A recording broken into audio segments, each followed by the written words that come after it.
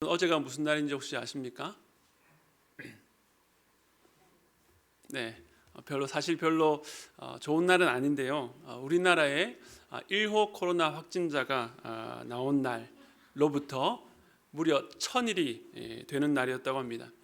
2020년부터 시작된 코로나로 인해서 굉장한 어려운 시간들을 우리 공동체가 가졌습니다.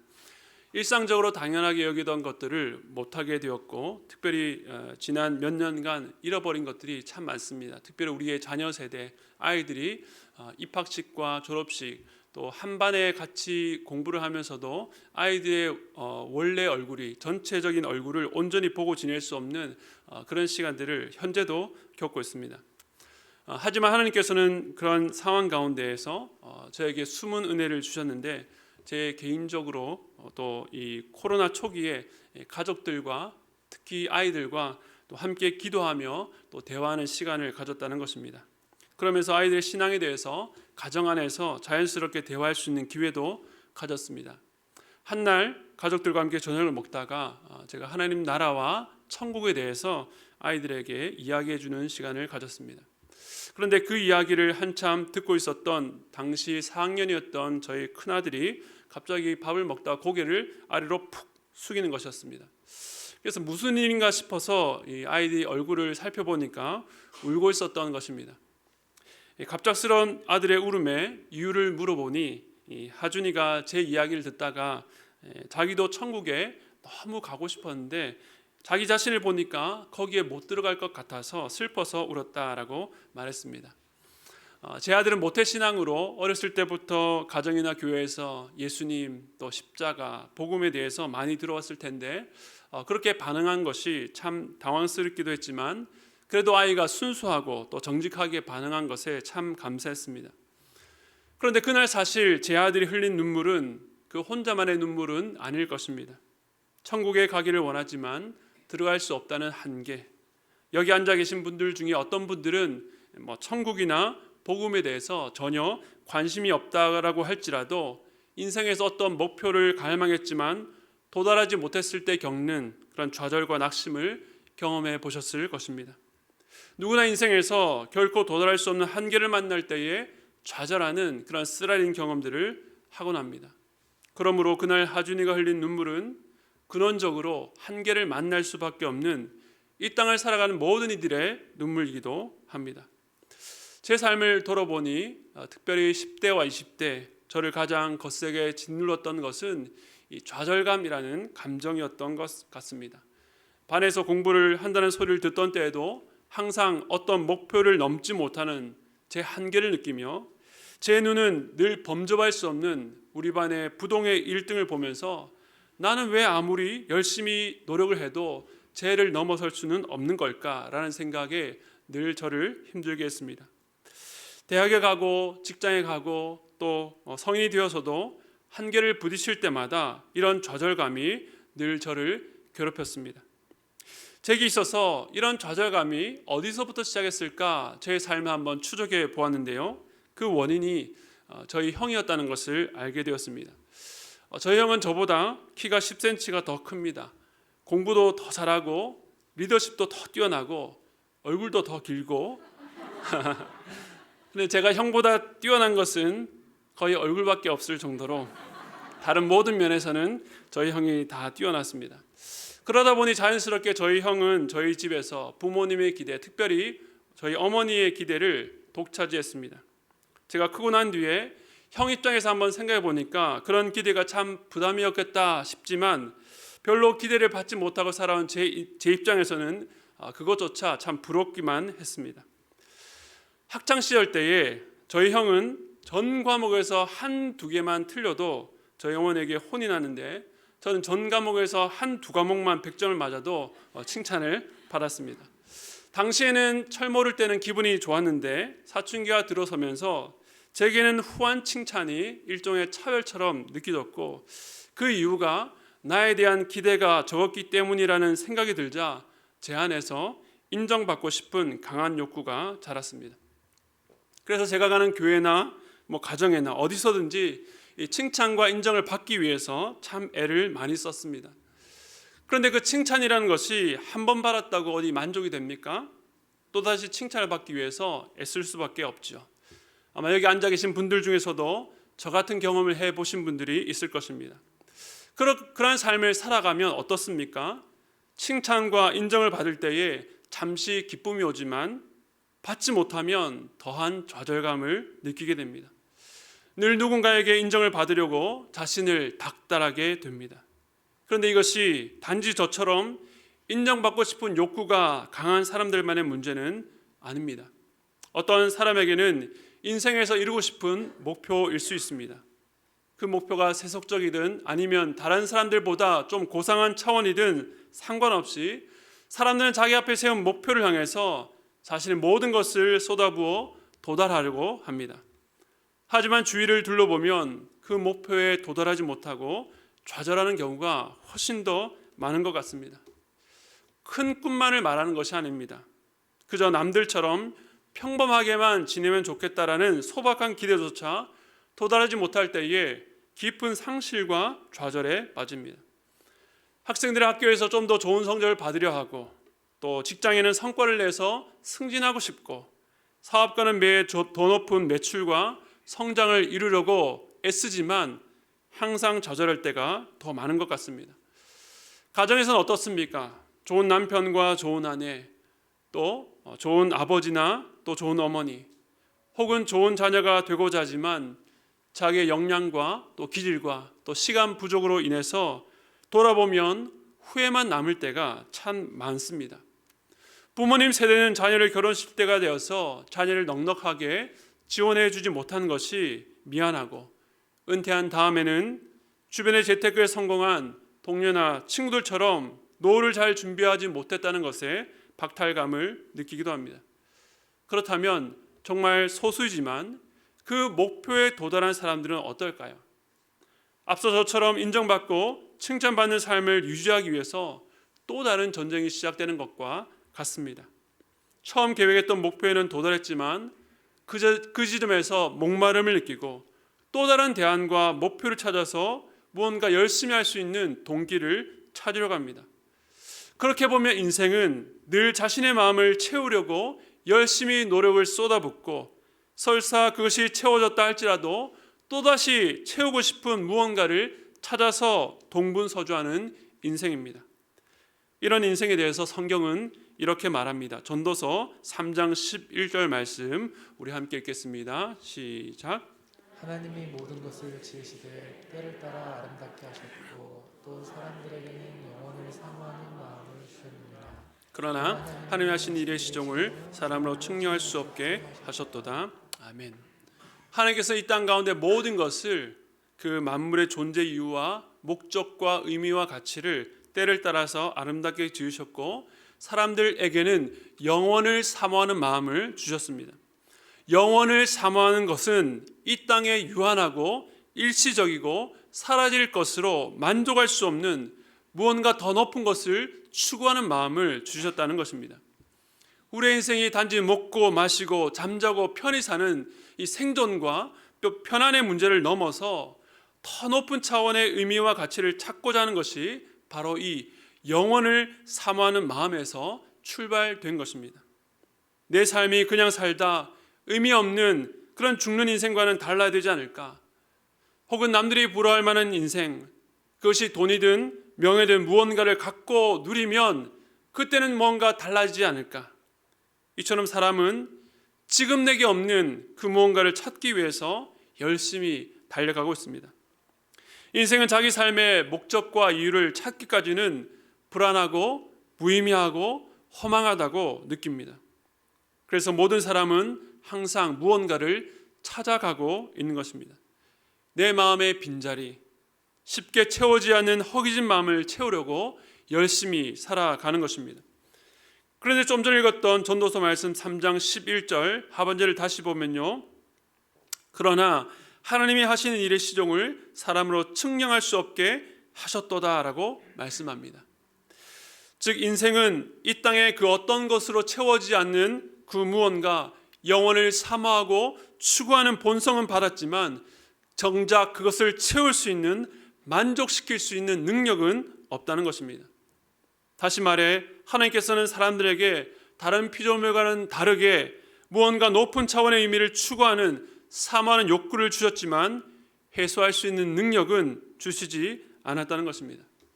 그러므로 바로 이 지점에서 모든 인간이 갖는 좌절이 발생합니다.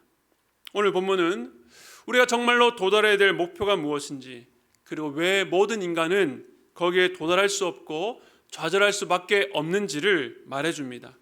우리 다시 한번 오늘 본문 로마서 3장 23절 읽겠습니다. 시작. 모든 사람이 죄를 범하였음에 하나님의 영광에 이르지 못하더니. 여기서 이르지 못하더니라는 단어는 헬라어로 쉬스테레오라고 해서 부족하다, 모자라다, 결핍되다는 뜻입니다. 성경은 우리가 이루어야 될 진정한 목표가 하나님의 영광이라고 말합니다. 하나님의 영광이 무엇인지 아직 낯설 것입니다. 다만 이 땅에서는 경험할 수 없고 얻을 수 없는 하나님께만 있는 것으로 이해하시면 되겠습니다. 우리가 이 세상에서 아무리 좋은 것을 가져도, 아무리 내가 원하는 것을 성취한다 할지라도 마음에 만족할 수 없는 것은 우리가 욕심이 많기 때문이기도 하지만 더 궁극적으로는 우리의 마음을 채울 수 있는 것이 이 땅 위에서는 없기 때문입니다. 우리는 그보다 더 크게 지어진 존재입니다. 하나님의 영광, 하나님께 있는 것을 함께 누려야 되는 특별한 존재로 지어졌습니다. 그런데 왜 우리가 거기에 이르지 못한다라고 말씀합니까? 좀 전에 읽었던 말씀을 다시 한번 생각해 보면요, 모든 사람이 죄를 범했기 때문이다 라고 말합니다. 여기서 말하는 죄란 범법 행위나 도덕 이하의 악행만을 말하지 않습니다. 죄를 범하다라고 하는 헬러 단어는 하마르타노인데 목표에서 빗나가다, 벗어나다, 빗나가다는 의미입니다. 성경은 하나님께서 우리에게 요구하시는 원래 가야 될 길, 그 뜻을 벗어나 사는 모든 행위를 죄라고 규정합니다. 그래서 그 마음에 하나님 두기를 싫어하고 자기 자신이 주인이 되어서 판단하고 결정하고 그 뜻대로 삽니다. 그러니까 우리의 삶에서 이르지 못하는 결핍을 만나는 이유는 내가 세운 목표에 도달하지 못하는 나의 능력 부족 때문이 아니라 하나님의 영광이라는 가야 될 목적지를 벗어나 잘못된 방향으로 살아가기 때문에 일어난다는 것입니다. 더 큰 문제는 우리 스스로 이러한 문제를 깨달을 수 없고 이 죄에서 벗어날 수도 없다는 것입니다. 우리는 우리 밖으로부터의 도움이 아니라면 죄가 무엇인지도 알 수 없고 죄에서 어떻게 돌이켜야 되는지도 모릅니다. 그런데 그런 우리에게 놀라운 소식이 있습니다. 우리가 도달할 수 없는 하나님의 영광과 관련해 우리에게 놀라운 소식이 있습니다. 요한복음 1장 14절 말씀 우리 함께 읽겠습니다. 시작. 말씀이 육신이 되어 우리 가운데 거하심에 우리가 그의 영광을 보니 아버지의 독생자의 영광이요 은혜와 진리가 충만하더라. 아멘. 우리가 도달할 수 없는 그 하나님의 영광이 우리 안에, 우리의 귀로 듣고 눈으로 보고 손으로 만질 수 있는 세계 속으로 들어오셨다는 사실입니다. 인간은 모두 죄를 범하여 절대 하나님 앞에 나아갈 수 없지만 그런 우리를 위해서 말씀이신 하나님께서 육신이 되어 친히 사람이 되셔서 우리에게 오셨는데 그분에게서 하나님의 영광을 볼 수가 있습니다. 그분은 바로 우리를 하나님의 영광 가운데로 인도하실 유일한 구원자 예수 그리스도입니다. 예수께서 직접 이 땅에 오셔서 보여주고자 하신 하나님의 영광이 구체적으로 무엇인지 요한복음 12장 23절을 함께 읽겠습니다. 시작. 예수께서 대답하여 이르시되 인자가 영광을 얻을 때가 왔도다. 아멘. 예수님께서 이 땅에 오셨을 때에 제자를 삼으시고 병든 자를 고치시며 복음을 전파하시면서 계속해서 어떤 때를 염두에 두고 사셨습니다. 그런데 방금 읽은 말씀에서 예수님께서 처음으로 나의 때가 왔다라고 하시면서 그 때가 영광을 얻을 때라고 말씀합니다. 이어 말씀하시는 예수님의 가르침에 따르면 예수님께서 얻으실 영광은 힘으로 정복하고 가장 높은 자리에 올라서 화려함을 뽐내는 세상이 추구하고 말하는 영광이 아니라 하늘의 밀이 땅에 떨어져 죽어서 많은 열매를 맺는 것처럼 자신의 죽음이라는 독특한 방법으로 얻는 영광이라고 말씀하고 있습니다. 그 일은 바로 십자가 죽음을 통해서 이루실 구원의 역사인 것입니다. 지금 제가 말씀드린 내용이 빌립보서 2장 6절부터 8절까지는 이렇게 말하고 있습니다. 그는 근본 하나님의 본체시나 하나님과 동등됨을 취할 것으로 여기지 아니하시고 오히려 자기를 비워 종의 형체를 가지사 사람들과 같이 되셨고 사람의 모양으로 나타나사 자기를 낮추시고 죽기까지 복종하셨으니 곧 십자가에 죽으심이라. 아멘. 하나님이신 예수님께서 이 땅에 사람으로 오셨고 십자가에서 죽으셨습니다. 왜요? 우리를 구원하시기 위해서, 죄를 지어 각기 제 길로 갔던 우리를 돌이켜서 하나님의 영광으로 인도하시기 위해서 십자가에 죽으신 것입니다. 바로 이 예수의 십자가가 하나님의 영광에 이르지 못한 원인인 우리의 죄 문제를 해결할 수가 있습니다. 에베소서 1장 7절 말씀 함께 보겠습니다. 시작. 우리는 그리스도 안에서 그의 은혜의 풍성함을 따라 그의 피로 말미암아 속량 곧 죄 사함을 받았느니라. 아멘. 그리스도께서 십자가에 흘리신 피로 말미암아 우리는 죄 용서를 받습니다. 이처럼 하나님의 영광, 하나님의 하나님 되심, 그 하나님의 놀라운 지혜와 크신 사랑은 우리가 멋진 경관, 장관을 보면서도 발견하게 되지만 그 모든 영광의 절정은 구원받을 아무런 자격을 갖추지 못한 죄인을 위해 죽으신 그 십자가, 가장 비참한 죽음의 상징이요 저주의 형틀인 십자가에서 가장 극적으로 드러납니다. 하나님의 영광은 저 높은 곳에 있어서 낮고 낮은 우리가 감히 쳐다볼 수 없는 그런 영광으로 우리에게 다가오지 않았습니다. 오히려 우리보다 더 낮아져서 우리 때문에 그 비참한 십자가에 죽으시기까지 하면서 우리에게 보여주셨습니다. 우리가 겪어야 될 수치와 모욕, 그 죄의 참혹한 대가를 주께서 친히 짊어지셨습니다. 저는 나와 같은 죄인을 사랑하셔서 친히 그 십자가를 지신 주님의 마음이 어떠했을까가 궁금했습니다. 제가 신학을 하기 전에 직장인이었을 때에 교회 청년부에서 매년 여름 휴가를 이용해서 대만의 단기 선교를 갔었습니다. 선교지에서 가서 할 사역들을 2-3달 동안 직장 마치고 퇴근하고 또 주말 시간을 이용해서 그렇게 준비를 해서 약 일주일간의 선교 기간 동안에 다 쏟고 돌아옵니다.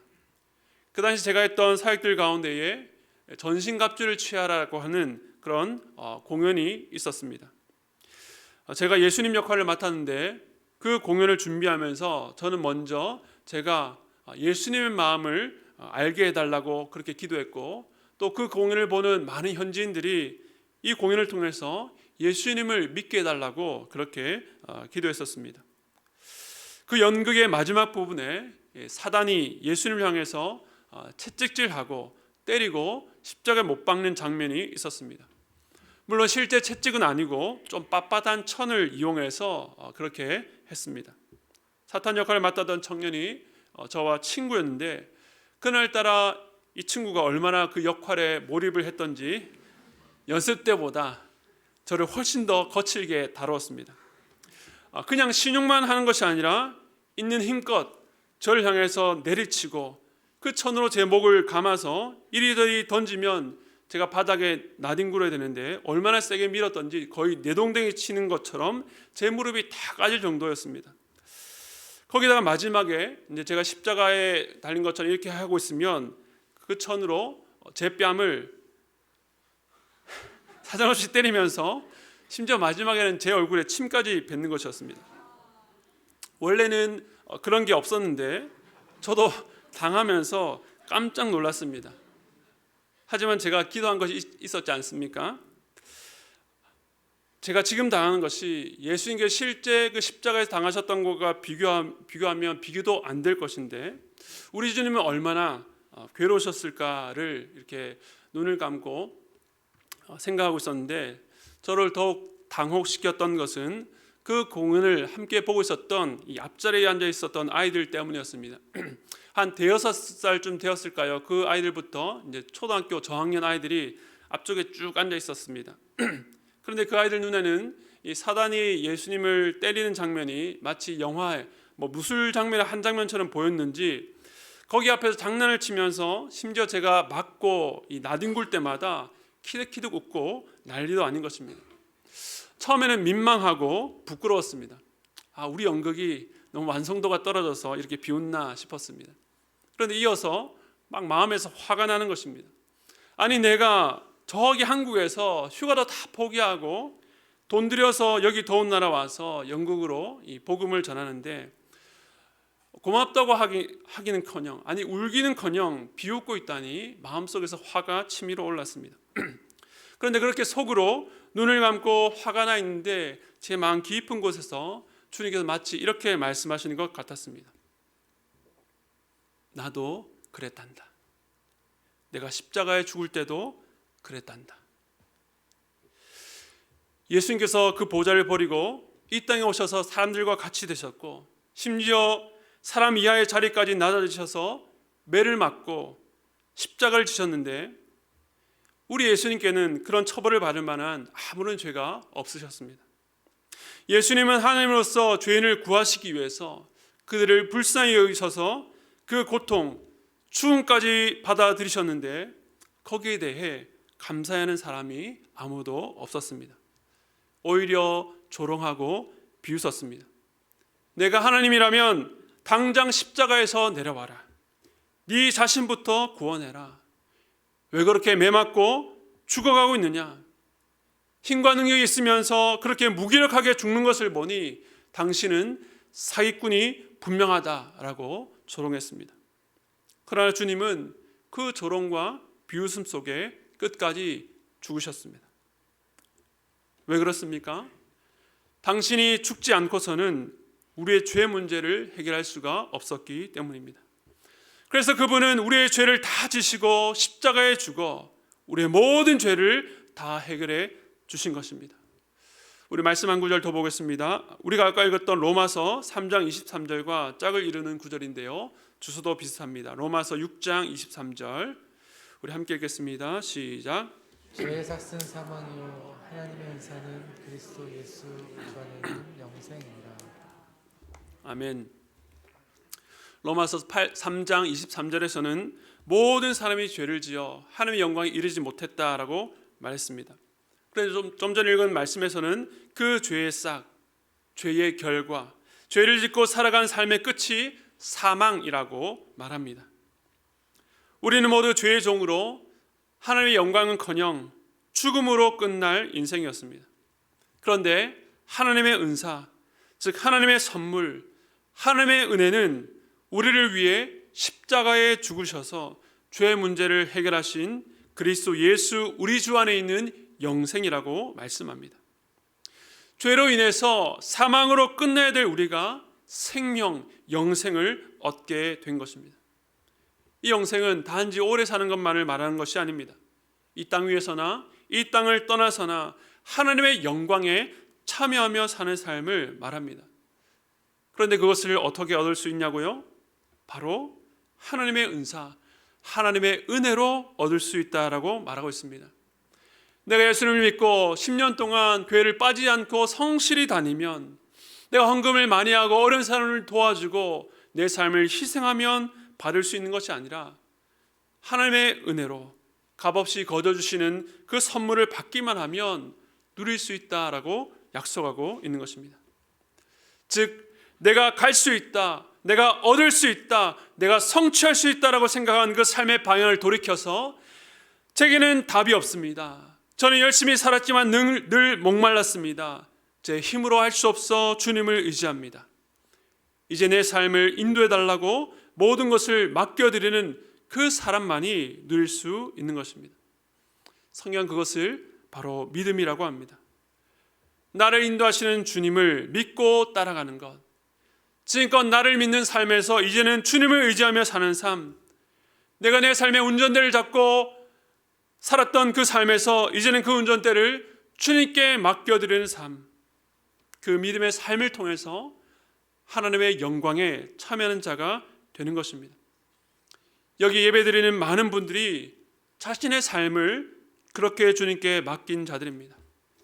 그리고 여기 앞에서 말씀을 전한 저 역시 여러모로 부족하지만 나를 사랑하셔서 나를 위해서 죽으신 예수님께 제 삶을 맡기고 살아가고 있습니다. 그렇게 맡긴 뒤 제 삶은 어떻게 변했을까요? 어린 시절 어머니의 어긋난 기대 속에 인정받으려는 욕구가 강했던 저는 어떻게 되었을까요? 지금 여러분 앞에 이 복음을 들고 서 있습니다. 물론 저의 부족함에도 늘 과분한 칭찬과 격려를 아끼지 않는 주변의 고마운 분들에게 늘 감사한 마음이지만 그 칭찬과 격려가 저를 움직이는 것도 저를 목마르게 하지도 않습니다. 남들이 알아주지 않고 인정받지 못할 때에도 그 일이 저를 좌절시키지 않습니다. 왜냐하면 저는 이미 하나님께 받아들여진 자이기 때문입니다. 세상 아무도 저를 알아봐주지 않고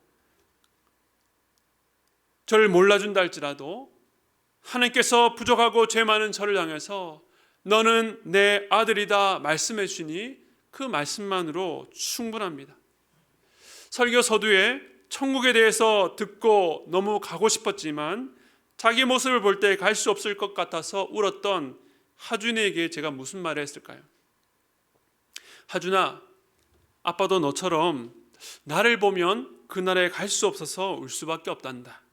그런데 성경에서 하나님은 우리의 연약한 모습을 보라고 말씀하지 않고 우리를 위해서 그 천국을 예비하신 예수 그리스도를 보라고 말하고 있단다. 너는 할 수 없고 너는 연약하지만 너의 죄를 위해서 십자가에 죽으시고 부활하신 예수를 믿으면 하나님께서 너를 그 천국으로 인도하신단다. 아마 앞으로 하준이가 살아갈 인생에서 이렇게 울 일이 많을 것입니다.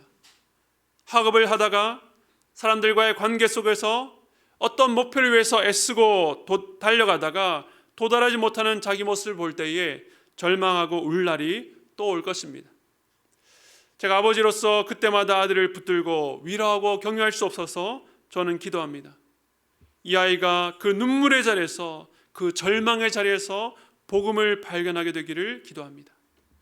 그 자리에서 주님을 만나 내 눈앞에 있는 것이 내가 도달해야 될 최종 목적지가 아니라 우리를 이미 당신의 영광으로 이끄신 하나님이 계심을 깨닫게 해 주시옵소서. 자신의 무능함을 깨닫게 될 때에 겸손하게 하나님의 은혜와 영광을 구하는 아이가 되기를 기도하고 있습니다. 말씀을 마무리하겠습니다.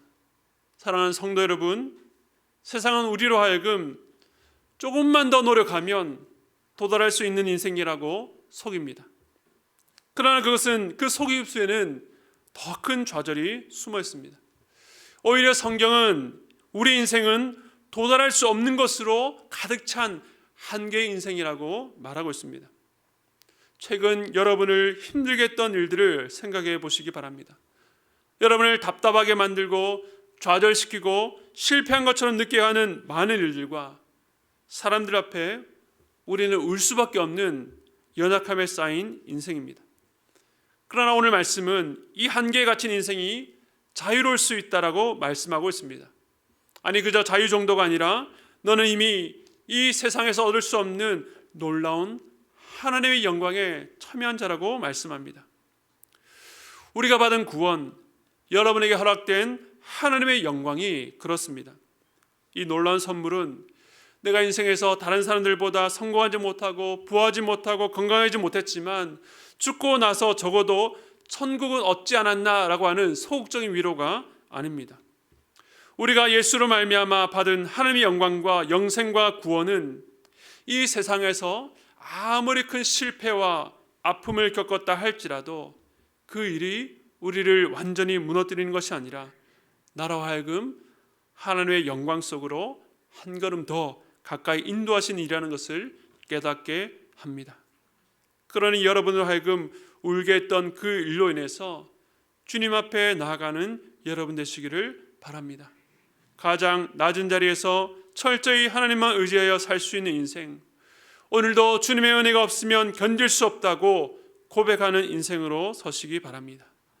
그 주님의 놀라운 사랑과 계획으로 오늘 저와 여러분이 이 자리에 있습니다. 이제는 여러분의 손을 내밀어 그 주님의 손을 잡으시기 바랍니다.